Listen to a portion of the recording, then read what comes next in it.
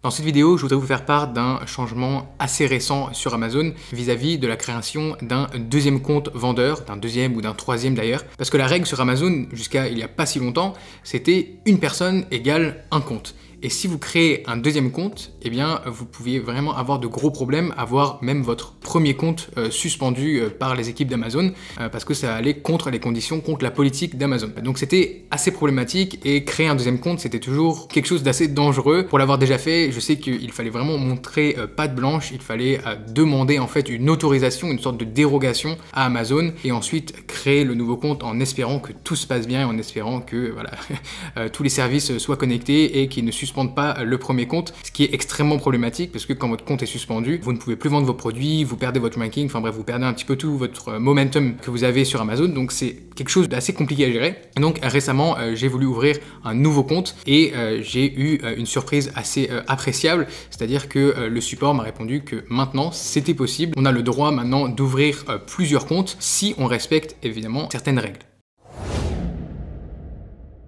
Donc comme je l'ai dit, pas n'importe qui peut créer un deuxième compte, en tout cas sans avoir des problèmes. Il faut quand même respecter certaines conditions et avoir des raisons valables. Donc si on lit directement sur le site d'Amazon, en fait il faut avoir un motif commercial légitime pour créer, pour ouvrir un autre compte. Et il faut aussi que tous les comptes qu'on a déjà, donc si vous avez un premier compte, il faut que ce compte soit en règle et il faut aussi que vous ayez des indices de performance qui soient très bons. C'est-à-dire que Amazon ne veut pas que vous créiez un compte parce que votre premier ne va pas bien, parce que vous n'êtes pas un bon vendeur, vous n'avez pas des bonnes performances et donc vous créez un deuxième compte pour avoir voilà, un historique clean. Amazon ne tolère pas ça. Par contre, si vous avez déjà un compte qui marche très bien avec des bonnes performances, avec des bons indicateurs, dans ce cas-là, il n'y a aucun problème. Donc vous pouvez créer plusieurs comptes si vous possédez plusieurs marques et chacune est rattachée à une activité spécifique. Donc j'insiste là-dessus parce que vous ne pouvez pas par exemple créer deux comptes avec des marques qui vendent dans les mêmes catégories. Donc si vous vendez des accessoires de cuisine avec un compte, vous ne pouvez pas revendre dans la même catégorie. J'irai pas m'aventurer dans les accessoires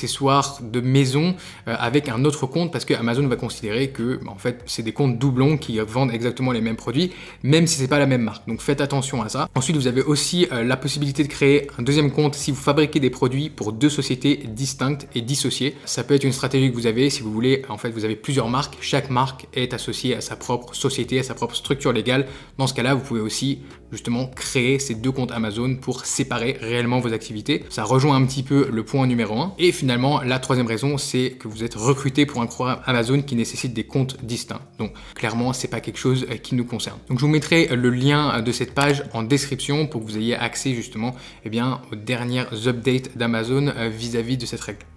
Ensuite, comment est-ce que ça se passe concrètement pour créer ce deuxième ou troisième compte? Eh bien, il va falloir en fait recommencer le processus de zéro depuis la page d'enregistrement. Et vous allez ici recommencer mais avec des informations différentes, c'est-à-dire qu'il faut que votre adresse email soit différente, que votre numéro de téléphone soit différent et que votre carte de crédit qui va être utilisée pour payer l'abonnement Amazon soit différente aussi. Et ici, c'est pour qu'Amazon ne mélange pas les informations des deux comptes. Par contre, vous pouvez utiliser la même société pour tous vos comptes Amazon si c'est quelque chose que vous voulez, ou alors vous pouvez utiliser évidemment une autre société si c'est quelque chose que vous préférez faire. Donc du coup, pourquoi est-ce que vous voudriez créer un deuxième compte concrètement au-delà un petit peu des conditions d'Amazon? Je vois plusieurs raisons qui sont assez intéressantes. La première, ça va être d'avoir une certaine clarté dans l'offre, c'est-à-dire que si vous vendez plusieurs marques avec des produits vraiment différents, parce que sur Amazon, voilà, on va se lancer sur des produits à fort potentiel et voilà, parfois ça va pas être du tout dans la même catégorie. Donc si vous n'avez pas envie de créer de la confusion quand vos clients cliquent sur votre boutique et qu'ils voient des catégories, voilà, si vous vendez de la nourriture, si vous vendez des meubles, si vous vendez voilà, des accessoires pour la cuisine, d'un coup ça va diluer un petit peu l'image de votre marque et voilà, ça peut être pas top, dépendant surtout de ce que vous vendez. Après évidemment, si vous avez plusieurs marques de jouets, plusieurs marques d'accessoires maison, là ça peut être dans le même compte, mais pour certaines catégories, on va dire qu'il y a des produits qui font pas bon ménage ensemble sous la même boutique. Ça peut être une raison. Après, une autre raison qui est à mon avis plus importante, si vous avez plusieurs marques avec voilà, dans plusieurs catégories, ça peut être vraiment bénéfique de les séparer dans plusieurs comptes parce qu'ensuite, quand vous allez vouloir vendre une marque par exemple, eh bien ça va être plus facile, vous allez pouvoir carrément vendre tout le compte seller. C'est quelque chose qui est préféré des acheteurs si vous passez par des plateformes comme Empire Flippers ou d'autres brokers qui vont vendre votre business pour vous, en tout cas qui vont trouver un acheteur, eh bien ils préfèrent largement prendre la possession entière de votre compte seller.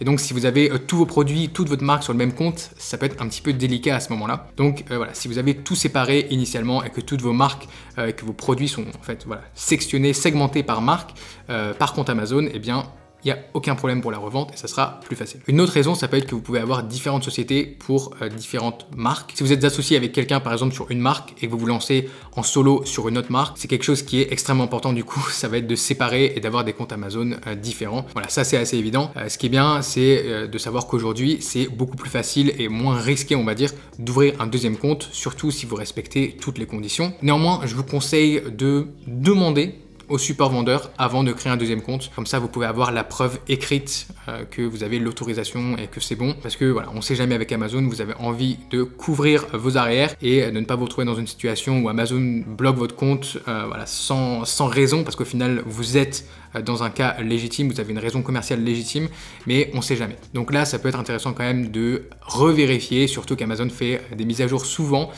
Donc cette vidéo, si vous la regardez dans quelques mois ou quelques années, Amazon aura peut-être rechangé la règle et il faudra refaire attention. Si vous faites quelque chose comme ça, des manipulations au niveau de votre compte, au niveau de vos informations sur Amazon, toujours passer par le support vendeur avant de changer quoi que ce soit. Comme ça, au moins, vous avez la preuve écrite comme quoi on vous a dit que oui, c'était bon. Dernière chose que je voulais mentionner, c'est que si vous avez des difficultés à ouvrir votre premier compte, donc vous n'avez pas encore de compte, vous n'arrivez pas à ouvrir votre premier compte, n'ouvrez pas un deuxième compte parce que déjà, ce n'est pas une raison légitime et ensuite, vous allez juste créer de la confusion dans les services d'Amazon qui vont plus savoir exactement quel compte ouvrir pour cette même personne. Donc si vous avez des problèmes, si vous avez rencontré des difficultés à ouvrir votre premier compte Amazon, n'en ouvrez pas un deuxième, réglez d'abord l'ouverture du premier compte ou alors fermez-le, puis ouvrez-en un deuxième. Ça sera beaucoup plus safe que d'essayer voilà, d'en ouvrir un deuxième puis un troisième parce que vous risquez simplement une suspension.